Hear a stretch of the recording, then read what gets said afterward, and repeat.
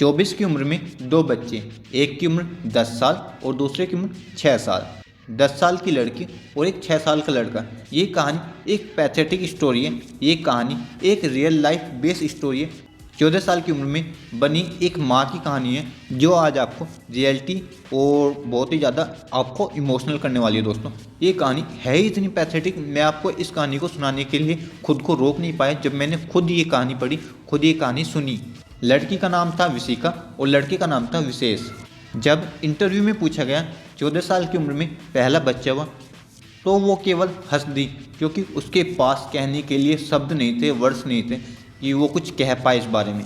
तब उससे अगला क्वेश्चन पूछा गया, वेयर इज योर हस्बैंड? तो उसने सिर हिला दिया।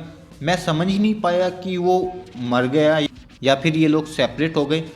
तब मैंने ही पूछा, क्या हो गया, वो जिंदा तो है ना? तब उसने कहा, वो जिंदा होकर भी हमारे लिए मरा हुआ ही है। तब उसने कहा, हम अलग हो गए। तब मैंने उससे पूछा, क्यों अलग हुए? तब उसने बताया, he is an alcoholic man. वो बहुत ज़्यादा नशा करता था, पीटता था, मारता था, इसलिए मैं अपने दोनों बच्चों के साथ सेपरेट हो गई। वो 24 साल की औरत अपने दोनों बच्चों के साथ एक छोटे से घर में रहती थी जो बहुत ही ज़्यादा गंदा था। तब मैंने उससे पूछा, क्या मैं तुम्हारे घर को अंदर से विजिट कर सकता हूँ? तब मैंने देखा वो कमरा बहुत ही ज़्यादा गंदा है, जहाँ एक तरफ सोने के लिए जगह है तो दूसरी तरफ खाना बनाने के लिए किचन। खाना बनाने के लिए उनके पास कुछ भी नहीं था तो केवल बेकार सब्जी, और उनके पास खाना बनाने के लिए गैस भी नहीं थी। वो लकड़ी की मदद से खाना बनाते थे। इस तरह की दयनीय स्थिति को देखकर किसी की भी आंखों से आंसू आ जाए। परंतु ये बात अच्छी थी कि वो महिला अपने बच्चों को पढ़ा रही थी। उसकी लड़की 3rd क्लास में थी और उसका बेटा नर्सरी में पढ़ता था। तब मैंने बच्चों से उनके पिता के बारे में पूछा, उनके पापा के बारे में पूछा। तब उन्होंने बताया। आपको पता है बच्चों ने क्या कहा? ऐसे पापा ना हो तो ठीक है, क्योंकि वो सब नशा करते थे, दारू, गांजा, अफीम, और फिर हम सबको मारते भी थे। और जैसे ही मैंने ये बात सुनी एक छोटे से बच्चे के मुंह से, तो ये बात सुनकर मैं तो दंग रह गया, मैं तो पूरी तरह से हैरान रह गया। तब मैंने घर से बाहर निकलकर थोड़ी सी सांस ली, क्योंकि छोटे से घर में काफ़ी सफोकेशन हो रहा था और उस घर से सटा हुआ एक टीन शेल्टर बना हुआ था।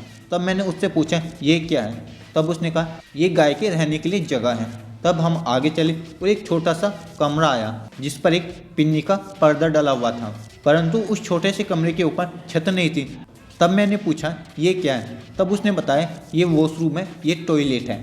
और वो तीनों लोग वहाँ पर अकेले ही रहते थे और उस जगह पर कोई भी नहीं रहता था। तब मैंने पूछा, आप करते क्या हो? तब उसने बताया, मैं एंटिक का काम करती हूँ, मैं उसमें कलर करती हूँ। तब उसने अपना वर्क प्लेस दिखाया जिसमें बहुत ही सुंदर एंटिक चीज़ें रखी हुई थी जिस पर वो काम करती थी। तब एक और छोटा सा टीन शेड रूम बना था जो खाली था। तब मैं उस छोटी सी लड़की से फिर मिला। तब मैंने उससे पूछा कि तुम्हारा ड्रीम क्या है, तुम बनना क्या चाहते हो पढ़कर, बड़े होकर? तब उसने बताया, मैं सिंगर बनना चाहती हूँ, मैं एक गायिका बनना चाहती हूँ। दोस्तों, उसके पास कपड़े रखने के लिए कोई हैंगर या फिर कोई अलमारी नहीं थी, केवल ऐसे ही कपड़े बिखरे हुए पड़े हुए थे। उसके पास केवल एक बेड था जिस पर माँ और बेटा सोते थे और लड़की ज़मीन पर सोती थी। उस दयनीय स्थिति को देखकर मेरे तो वहाँ पर रुकना बहुत ही ज़्यादा मुश्किल हो गया, और ये देखकर मैं तो यकीन नहीं कर पाया कि आज के टाइम में भी कोई ऐसी जगह पर कैसे रह सकता है। दोस्तों, ये जो कहानी थी एक लड़की की थी कि कैसे पढ़ाई करने की उम्र में माँ बन गई, क्योंकि 14 साल की उम्र में कोई भी लड़की माँ बनने के लिए तैयार नहीं होती। और जब वो 18 साल की थी तब उसने एक बेटे को जन्म दिया जो उसका दूसरा बच्चा था। लाइफ इतनी ज़्यादा मुश्किलों से भरी थी जिसको वर्ड्स में एक्सप्लेन नहीं किया जा सकता। और जिस लड़के से उसने शादी की, प्यार की, मोहब्बत की उस उम्र में, क्योंकि उस उम्र में बच्चों को समझ नहीं होती कि क्या करें, क्योंकि 13-14 साल की उम्र में बच्चे अक्सर ऐसी गलती कर बैठते हैं और उनको समझ में नहीं आता कि कैसे करें, कैसे, क्योंकि उस टाइम में हार्मोन्स का लेवल इतना ज़्यादा इंक्रीज हो सकता है जिसको कंट्रोल नहीं किया जा सकता, और उसको कंट्रोल करना भी बहुत ज़्यादा मुश्किल होता है। दोस्तों, तब उससे वो गलती हो गई।